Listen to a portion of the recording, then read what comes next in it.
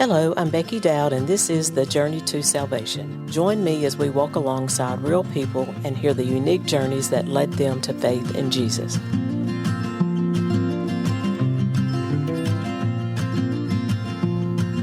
Today I have with me Jeremiah Beasley. Thank you for having me. Glad you're here, Jeremiah. I'm so glad too.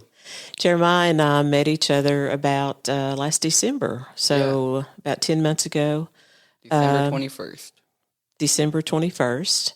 I actually, Jeremiah, bought some clothes for you before you got here. Yeah. Remember your dad? I'm wearing the shoes. Your dad asked me to buy some clothes for you for Christmas, and he told me your size. I hope they all fit. Oh, they all did. Yeah, and but so that was kind of funny because I didn't even know what you looked like, and he was just telling me the size you needed, and I just knew your age, and so that was kind of funny. But anyway, so Jeremiah and I have known each other since December, and we met because his dad had moved to Wynn and was part of the addiction recovery program that we have connected to our church. And anyway, so it's good to have you, Jeremiah. It's good to know you. It's been fun getting to know you over the last few months. It's fun knowing everyone out here. Yeah. Whoever thought you would have moved from California to Arkansas? To win. To win at that. Yeah. Yeah. So, Jeremiah, can you? I did a podcast with your dad and his story. So, you know, in that, if you've heard that podcast, you've heard a little bit about his life. You haven't heard it, but you lived it. Yeah. But those that are listening might not have heard it yet. But can you just give us some of your information about growing up, how that was for you in California? How far do you want me to go back? Well, maybe I can go back to 6 months when my real dad left my mom. You remember that? Well, I know it was on Valentine's Day. Yeah. And a month later, Zack popped in. Oh, really? Yeah. Yeah. And then he's took over, and he had a wonderful family for me to have. Yeah. So when you were born, well, when you came into Zack's life, he was already visually impaired. No, he was on and off. Like, he was still driving a little bit then. Yeah. He said that he had some surgery that helped correct that a little bit, but I think maybe he's lost some of that since then. Okay, so give us just a little bit of information about your life, because you grew up with both of your parents were addicted. Yeah. Can you tell us how that was as a young person, and then moving into as an older person? Yeah, when I was four, my parents were doing a little speed here and there, and I went to go after the cat. The neighbors picked me up, took me to their house, gave me a shower and stuff, and called the cops, and the cops came. And when the cops came, they found the meth pipe on the bed, took my mom into jail for 6 months. That went for like the night. And when I was living house to house with my grandma, going here to there, went to my uncle's house, my other aunt's house, on and off. And I remember all of that. And then one day we went to my aunt's house. She had MS, and she slipped and fell. And she became bedridden for life. And since, I would go back to my uncle's house, get away, because it was kind of hard for everyone for that. Mm-hmm. And then my mom got out, and then they were sober for a little bit. And then they started drinking. And drinking was just beer and stuff here and there, a few tall cans a night. And then throughout the years, it progressed to hard liquor, and just keep going drinking until they pass out. And so how long were you living outside the home with family members? So it was for 6 months when my mom was drinking and stuff. When she was in jail. And when she got out, we moved back to the apartment because my grandma owned it. Mm-hmm. So we were able to live, all of us, back together. Mm-hmm. But when I was growing up, I would go to my grandpa's house and stuff too, just to hide out. But that was a little bit later. Right. So at that time, did you live in a duplex right next to your grandparents, or was that later on? Yeah, so we always lived next to my grandma because it was a duplex. Mm-hmm. And then when my mom went to jail, she took over the duplex what she was living in. Okay. And then we were living in the duplex for a few years, and then I think it was like a year, and then they finally got we went to apartments. Mm-hmm. Yeah, in Fresno. Yeah, and then we moved to the apartments to a house after a year after we got kicked out for having a badass party. Yeah, we got 2 people got kicked out that night. Yeah. It was our friends, and then we moved the party to our house. So how old were you at that time? I was 7 or 8. Wow. Yeah. So you were exposed to a lot of things as a young person. Yeah, made me grow up faster. Yeah. So how did you deal with that? Did you, because you didn't have any siblings, so you were... I had 2 brothers. Were they living in the house? Yeah, they were 10 years old. The oldest one was 10 years older, and then the other one's 8 years. Okay. And then they were picking on me. Yeah. So... Like, we'd be playing the game, and they'd be tennis plugged in because I was young enough and stupid enough to think I'm playing, but it's an NPC character playing. Yeah, I think older brothers have a tendency to do things like that. Yeah. And until I was like 15, I beat up both of them to show them who's boss. So growing up in that house, did you have any temptations to do any of those things as a young person that your parents were doing and what you were exposed to? No, not then. It was more like when we moved to our house. It was more about weed and stuff. Mm-hmm.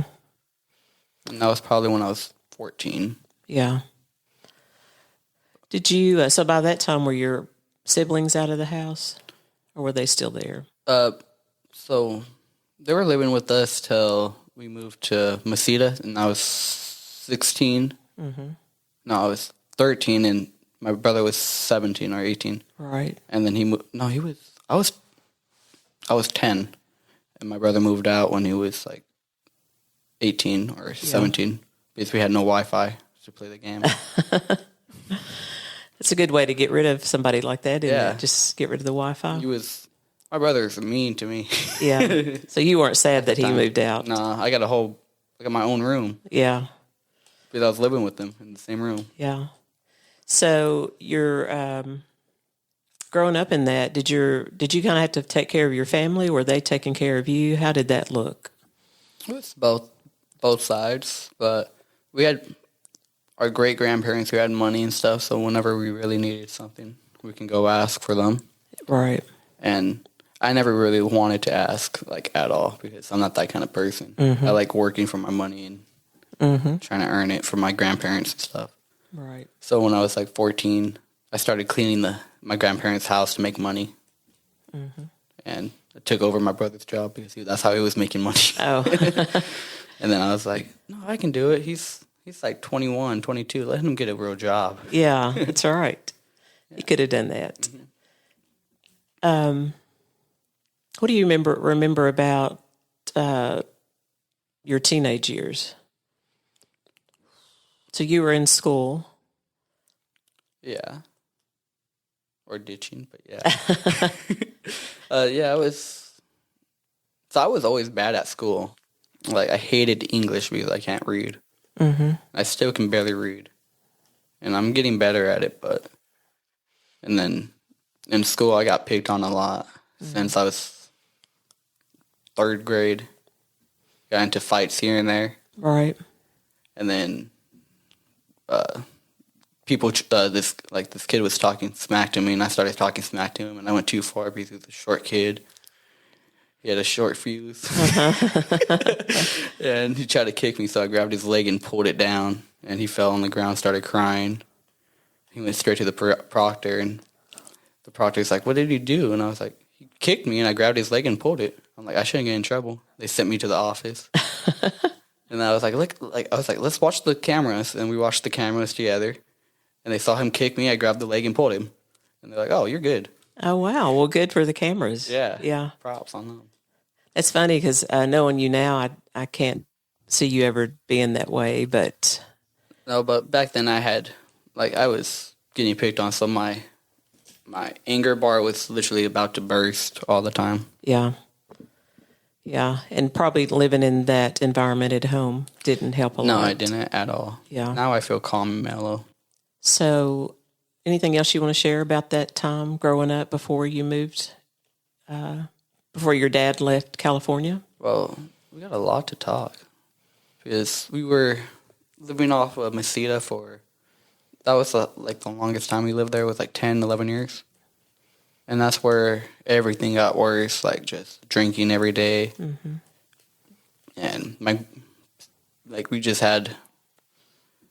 we had people coming over, like we leave the front door open, people come in and just hang out. Wow. We never shut the door. It was like a shop, but 24/7 open. Wow. So yeah. So no stability there in the household. Yeah. And then I moved to the garage. And when I was 15, I got into marijuana. Was it legal then in California? Well, not for underage people, but yeah. Yeah. For what age was it legal? 18. Or, no, it was 18 for a little bit and then went to 21. Mm-hmm. And then when, I just had friends who were bad influence on me too, so when I was 15, I had a job, so I was making my own money. Mm-hmm. I was working all the time, like Monday through Friday after school sometimes, or I would just ditch school and go straight to work and make money. Did your mom and dad know that you were smoking weed? My dad did, because he told me growing up if I wanted to try a drug, I should go to him first so he knows he got the right stuff. Right. Instead of off the street from random. Yeah. That's how my dad raised me. He's like, if you want to try it, come to me and I'll talk to you and give you a lecture about it and stuff. Right. What happened beyond that? I went to weed. I was smoking weed since I was September or October something. I quit of 21, so 15 to 21, so 6 years. Mm-hmm. And it was not just weed, it was like the wax and everything, like all, like whatever I can get of marijuana, I'll have. Yeah. And then I had bongs and all that around my house. So at that time you were legal, right? Yeah, use it? When I was 18, yeah. But when I was 16 too, I also got into mushrooms. Mm. And I was taking mushrooms like here and there, and then I started hitting them more, taking mushrooms more when I was 18. Mm-hmm. And I had like a whole pound, and I would take that for breakfast, lunch, and dinner. Oh, wow. Every day. So could you function? I was fine. Like, sometimes it'll hit me hard randomly, or sometimes I'm just mellow and calm. Mm-hmm. Just in a good vibe, listening to music. Right. Did you ever, did y'all go to church any back then? I think your dad said y'all sort of just went Christmas and Easter. That's my dad. My dad really didn't want to go to church that much.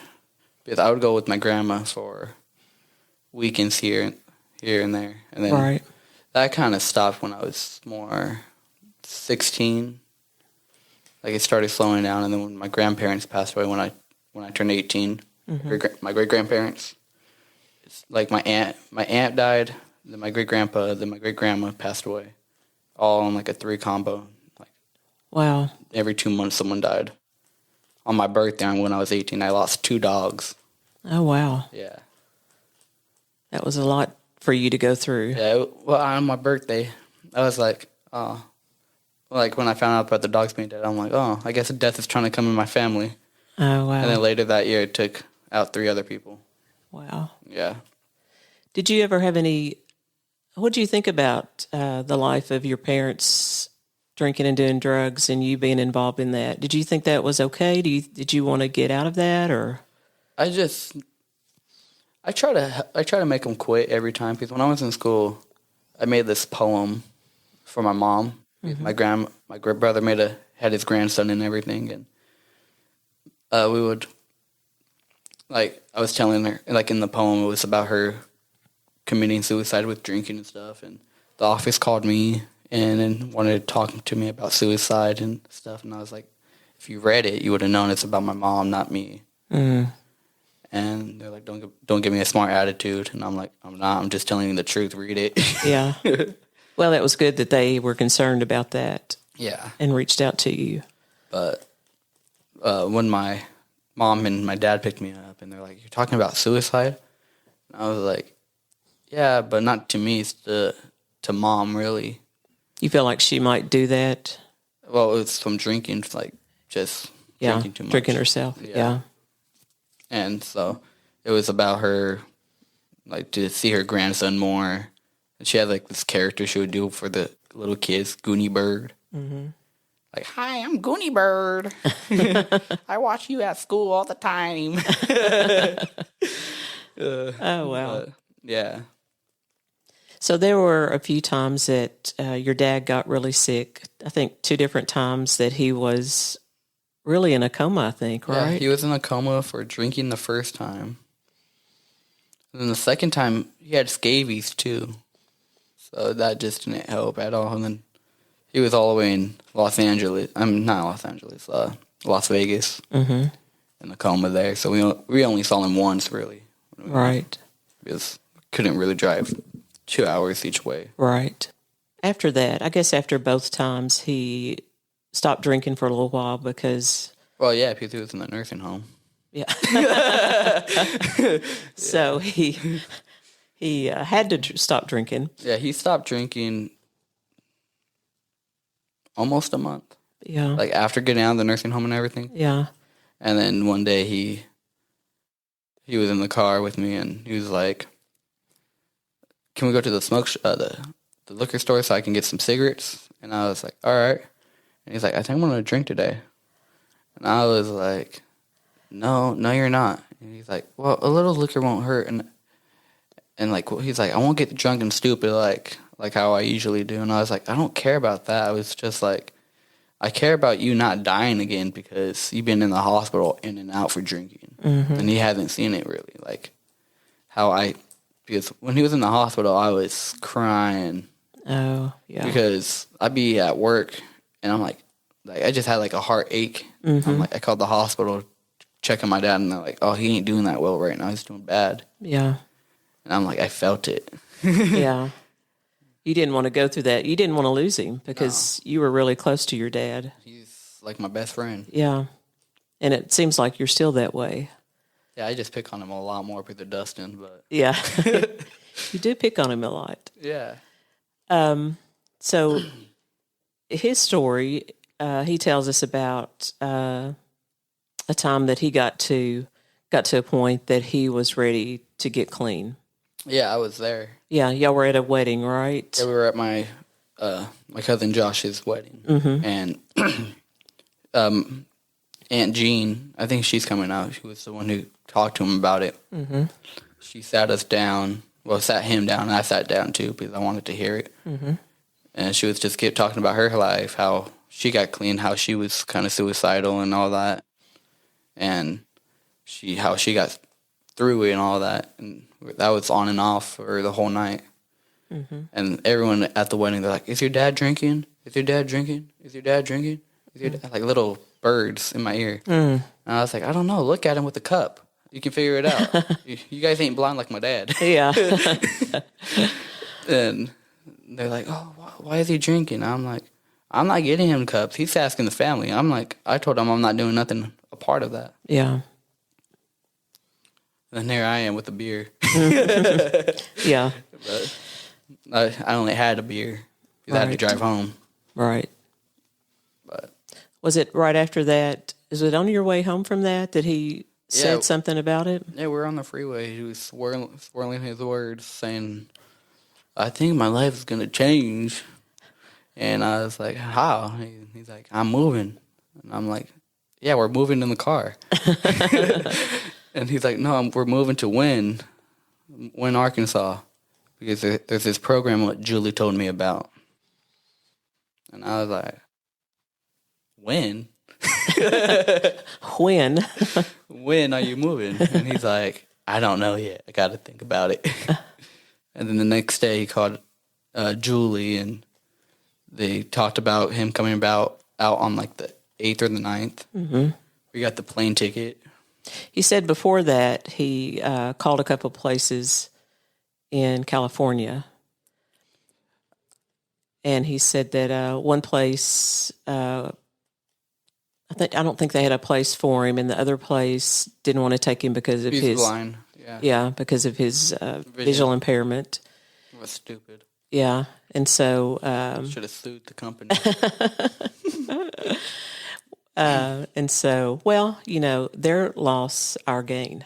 Yeah. Because of that. But it would have been probably, I think it was a blessing they didn't approve him, because in California, we have our family and stuff who drink still, and Right. it would be a bad crowd for him. Right. So he needed to be away from there. He has to start brand new life for everything. Right.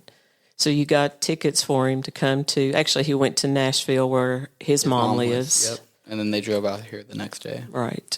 But when I was taken to the airport, man, so much California traffic. We were traffic for like 2 hours, and we left 3 hours early. Oh, wow. And when we finally got to the airport, the plane was going to be taken off in 30 minutes.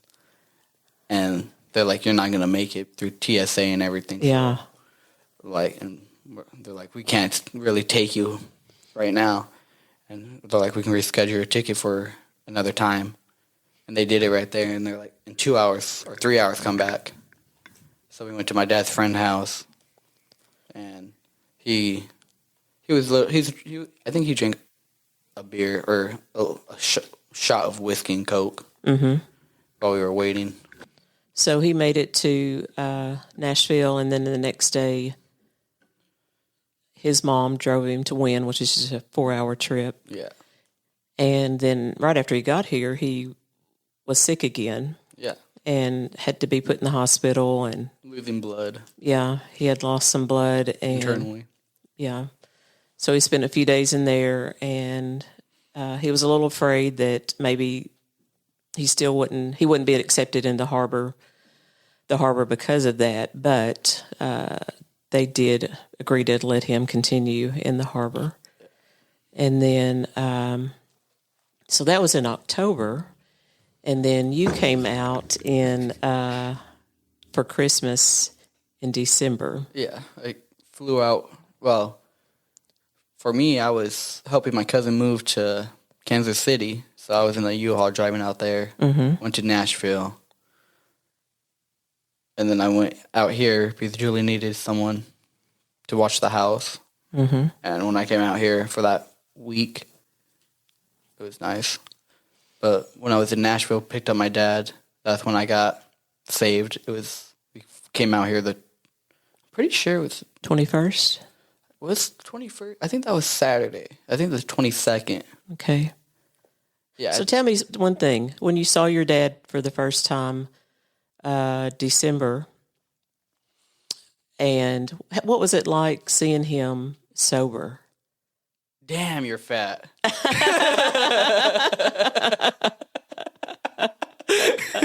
So your dad had gained a little weight. Yeah, quite a bit. He was being well fed here. Yeah. And he was big in California, but he plumped out a lot more. I didn't expect that. He has twins in there. So what did you... that was the first time. You've seen your dad sober in the last 20-something years. Yeah, for a month. Yeah, but he was really a different person, was he not? Oh, yeah, completely. Yeah. I like him, right when he wakes up and he drank when he was, around 4 o'clock, he was cool. Until he got one too many, and when I was 14, he made me start driving to the liquor store. He'll be on my bed, and he's like, "You can learn how to drive tonight." And I was 14. I was like, "I can drive? Let's go." And then later on, 2 months later, I was like, he'll come in my room, and he's like, "Let's go to the store." And I'm like, "No. After this game, maybe." And he's like, "Yeah? No." Back and forth. Then he'll sit on the bed. He's like, "I won't leave until you go." And then I snuck right by him. Yeah. Sat down next to my mom, started talking to her. And he was like, Jeremiah, where are you?" And I'm like, "I'm out here." He's like, "You left me again." I was like, "No, I'm getting water." So that was your way of avoiding Yeah. getting him alcohol. Yeah, it was nice having a blind dad who's drunk, so he can just disappear. Yeah. He'll be sitting on the couch yelling at my mom. And my mom's like, she was at the nursing home one time for like a year, and he'll be yelling at her all drunk. I'll go out there and I'm like, "What are you doing?" He's like, "I'm yelling at Vanessa." And I'm like, "She's been in the nursing home for 4 months, Dad." And he's like, "Oh, I'm doing it again." Yeah. So you're okay. So December 22nd, you came back to, or you went to church with your dad. Yeah, and then after that, we went to go do Christmas in Nashville. Yeah. Okay. I want to back up to that day at church on Sunday. Okay. What did you do that day? I woke up, brushed my teeth.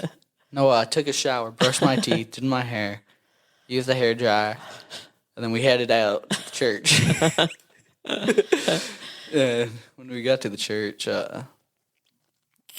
everyone was like, "Hi, Jeremiah. Hi. Nice to meet you, Jeremiah. Nice to meet you." Are you making fun of our accent? No. I'm just saying everyone was just coming up saying, "Hi, Jeremiah." Yeah. And Well, they I'm had like, heard about you. I know. Your dad talked about you a lot. That's a and big mouth. Yeah. And so he really built you up a lot. And I'm thinking, oh, man, I hope I'm not disappointed when I meet Jeremiah. I know. But I wasn't. I was. You should have built me down so when you guys saw me, he's like, "Oh, he's a liar." Yeah. No, you were even more than he said. But yeah, like everyone from the church came up to me. Yeah. Everyone's like, "I can cook for you."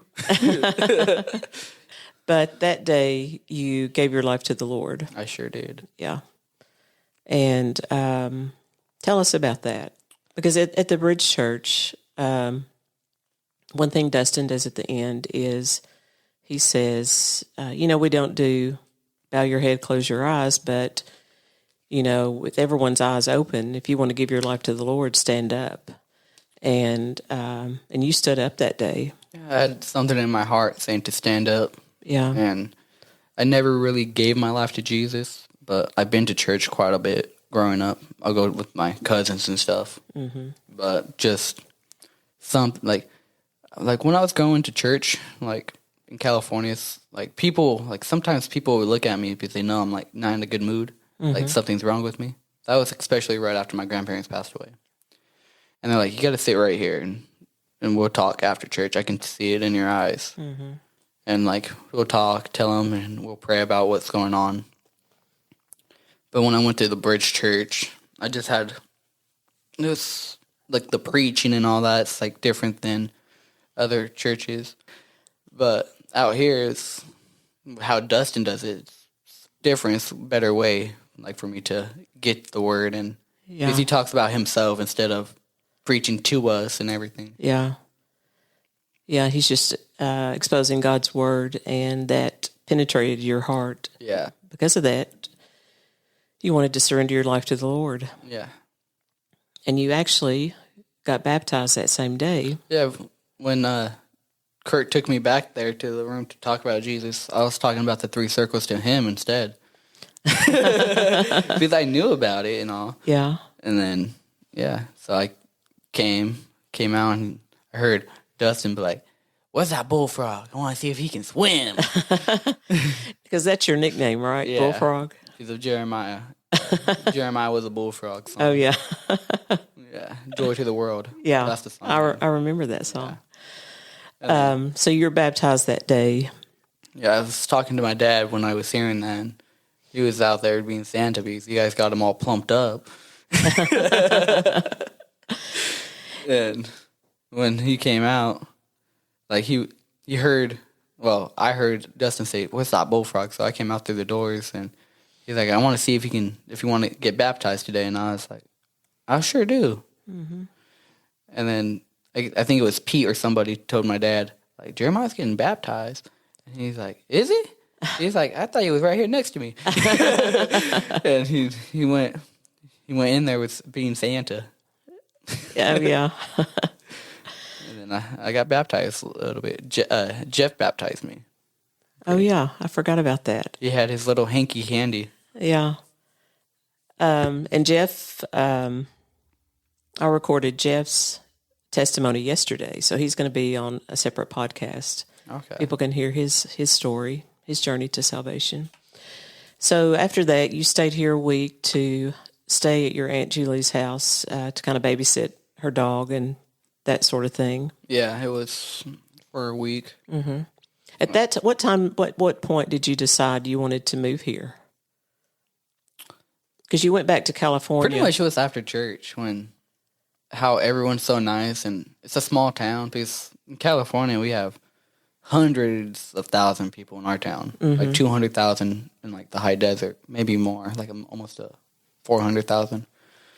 And everyone I met was just like, it's an eye for an eye, a tooth for a tooth out there. Yeah. Like what can I get out of the deal what you're trying to get out of me? I'll get yelled at from my dad. He's trying to be a normal human being. He's like, I can go inside the Chinese restaurant and get my own food. And this lady had to hold the door open for him, and she comes up to the car and start yelling at me. I'm like, he's a grown man, and he wants to feel normal, and you just treat him like that? Yeah. And then she kind of felt bad, and I'm like, no, it's too late to feel bad. You're kind of rude. Yeah.